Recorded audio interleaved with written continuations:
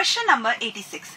Which of the following species has zero dipole moment? So basically we first have to check the structures of the given species. On the basis of that we can find out whether the compound has dipole moment or not. Basically we know that if the molecule is symmetrical, in that case its dipole moment is 0. So first we have PF3Cl2. Let me draw its structure. Its structure is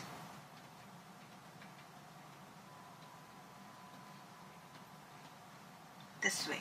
So in this case we cannot say it is a planar molecule. It is not symmetrical. That is why its mu value is not equal to 0. Then we have CH2Cl2, a tetrahedral molecule. In this way. So again dipole moment is not equal to 0. Further we have XIF6. So if we draw its structure, this XIF6 is octahedral molecule.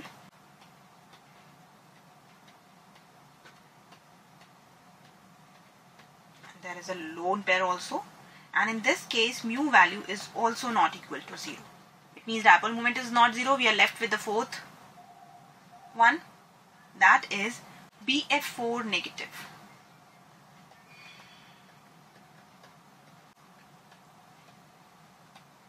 It is an anion and this is a symmetrical molecule. That's why mu value is 0. And that is why the correct answer is option 4. The species that's given here has zero dipole moment. I hope this question is also clear to you. Let's check the next question. Question number 87. Which of the following salts can be most easily extracted by ether? And we have the different compounds given here: sodium chloride, rubidium chloride, lithium chloride and cesium chloride. These all are the chlorides of alkali metal. So if we talk about sodium chloride, rubidium chloride and cesium chloride, these are purely ionic compounds. And if we talk about lithium chloride, due to the small size of cation, this lithium chloride has the maximum covalent character as per Fajan rule. And if we talk about ether, ether is weakly polar solvent, and weakly polar solvent is able to dissolve the covalent compounds.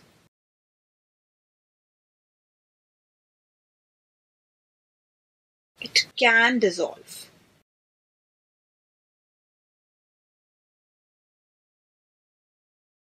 And we have to choose the most covalent compound here, and as we have already discussed, this lithium chloride has the maximum covalent character as per Fajan rule, you might be knowing. So this is the correct answer for this question, option 3.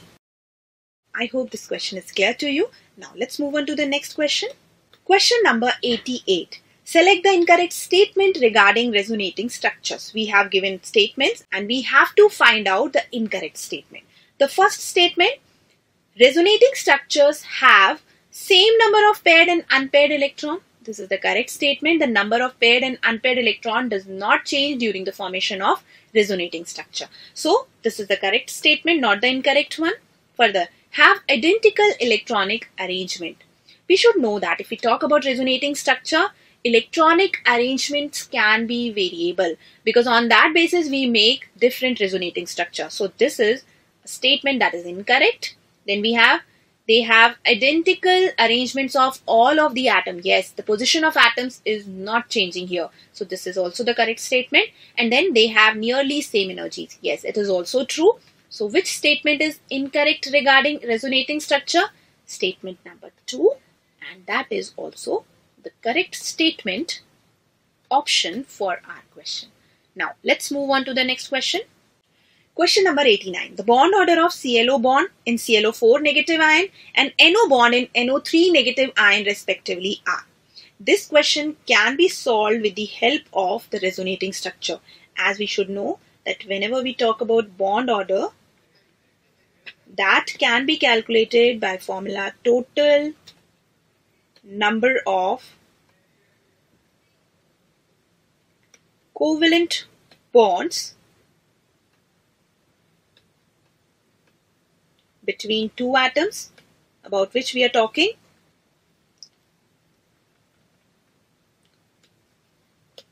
divided by the number of resonating structures.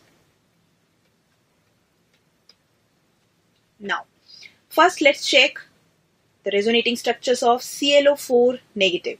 Let's draw its resonating structures. The first structure that you can draw here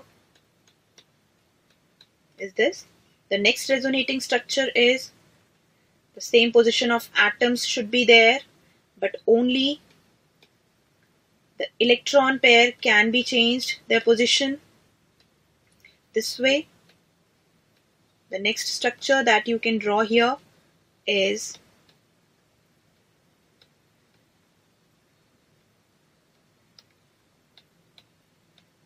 and the next one is Cl.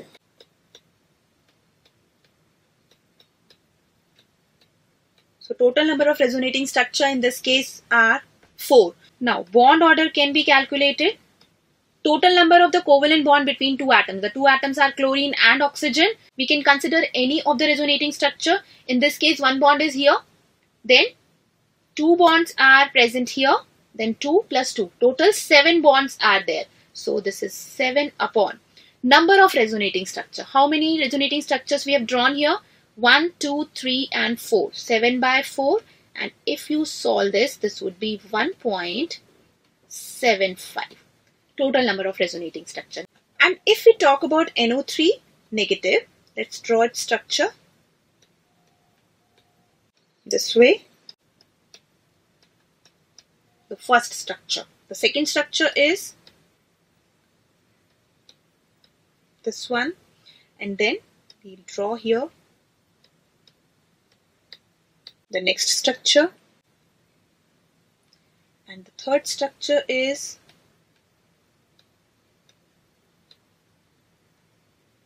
this. We have the 3 resonating structures for this. Now let's calculate its bond order also. The bond order would be the total number of the covalent bonds between two atoms. So in this case, we have to just consider any one of the structure, and total number of the covalent bonds in this case would be 1, 2, 3 and 4. Total 4 covalent bonds are there, divided by total number of the resonating structures. So 3 resonating structures are there. It would be 1.33. And if it is so, the correct answer for this question is option 1. That says 1.75 is the bond order of ClO bond in ClO4 negative, and 1.33 is the bond order of NO bond in NO3 negative. So the answer is option 1. I hope this question is also clear to you. Now let's move on to the next question. Question number 90. Among the following electron deficient species is, we have B2H6, N2O5, PCl3 and SiCl4. In this case, first we have to consider the elements present here as the central atom. So if we talk about the first compound, we have boron. This is the element of group 13, we all know. Then nitrogen is there and phosphorus is also there. These two are the elements of group 15, while the silicon is there. And this silicon is the element of group 14. If we talk about these two groups, group 14 and 15. If we talk about group 15, in this case, the valence electrons are